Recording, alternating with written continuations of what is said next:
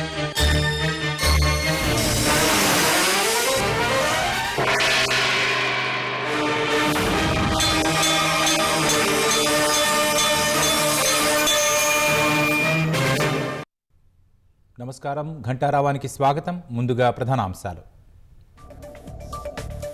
నేడు దివంగత ప్రధాని ఏబీ వాజ్పేయి శత జయంతి. నివాళులు అర్పించనున్న ప్రధాని, ఎన్డీఏ నేతలు.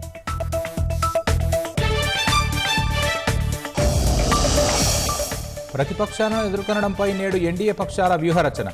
వర్తమాన రాజకీయ పరిస్థితి, పార్లమెంటు ఘటనపై నేతల చర్చ.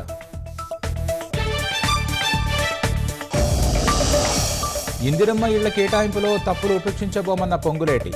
అర్హులకు కేంద్రం సాయం ఇవ్వకున్నా రాష్ట్రమే అందిస్తుందని వెల్లడి.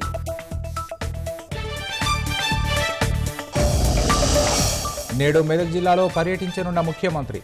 పలు అభివృద్ధి పనులకు శంకుస్థాపన చేయనున్న రేవంత్.